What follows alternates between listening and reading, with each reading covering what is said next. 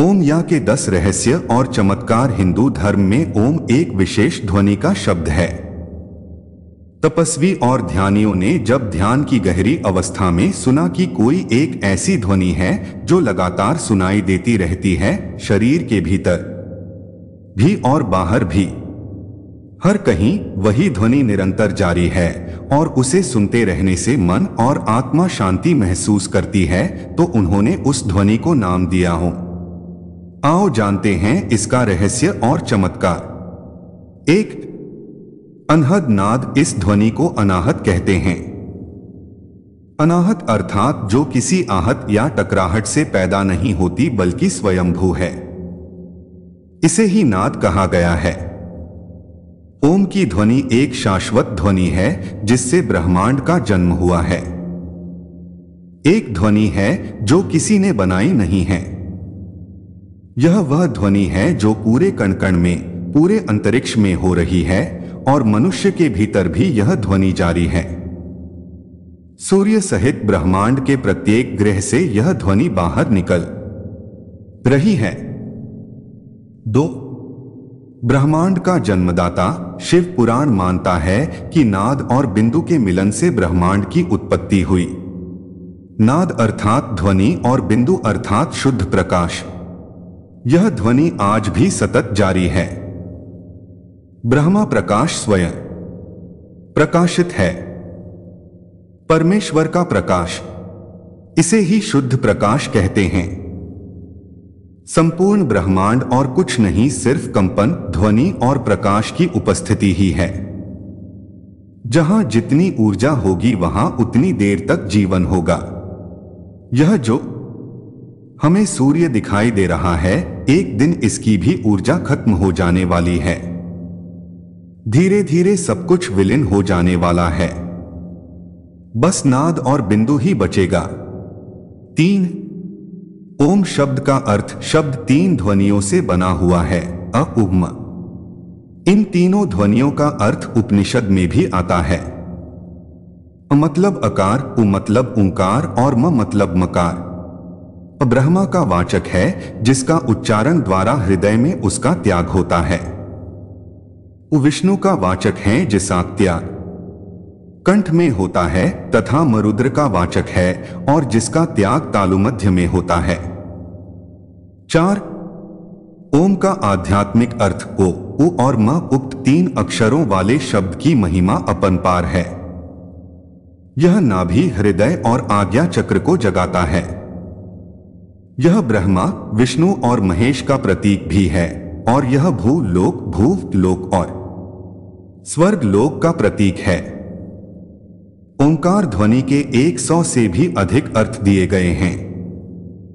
5, मोक्ष का साधन ओम ही है, एकमात्र ऐसा प्रणव मंत्र जो आपको अनहद या मोक्ष की ओर ले जा सकता है। धर्मशास्त्रों के अनुसार मूल मंत्र या जप तो मात्र ओम ही है। ओम के आगे या पीछे लिखे जाने वाले शब्द गौण होते हैं। प्रणव ही महामंत्र और जप योग्य है। इसे प्रणव साधना भी कहा जाता है। यह अनादि और अनंत तथा निर्वाण, कैवल्य, ज्ञान या मोक्ष की अवस्था का प्रतीक है। जब व्यक्ति निर्विचार और शून्य में चला जाता है तब यह ध्वनि ही उसे निरंतर सुनाई देती रहती है। 6, प्रणव की महत्ता। शिव पुराण में प्रणव के अलग अलग शाब्दिक अर्थ और भाव बताए गए हैं। प्र यानी प्रपंच, न यानी नहीं, और वह यानी तुम लोगों के लिए। सार यही है कि प्रणव मंत्र सांसारिक जीवन में प्रपंच यानी कलह और दुख दूर कर जीवन के अहम लक्ष्य यानी मोक्ष तक पहुंचा देता है। यही कारण है को प्रणव नाम से जाना जाता है। दूसरे अर्थों में प्रणव को प्र यानी प्रकृति से बने संसार रूपी सागर को पार कराने वाली न यानी नाव बताया गया है।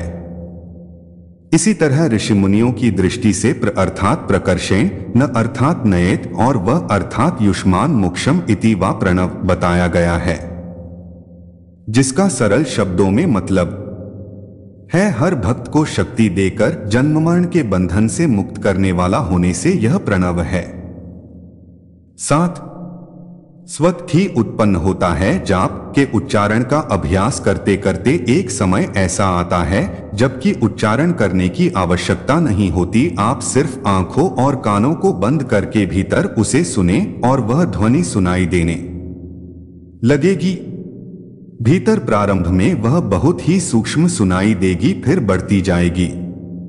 साधु संत कहते हैं कि यह ध्वनि प्रारंभ में झींगुर की आवाज जैसी सुनाई देगी, फिर धीरे धीरे जैसे बीन बज रही हो, फिर धीरे धीरे ढोल जैसी थाप सुनाई देने लग जाएगी, फिर यह ध्वनि शंख जैसी हो जाएगी और अंत में यह शुद्ध ब्रह्मांडीय ध्वनि हो जाएगी।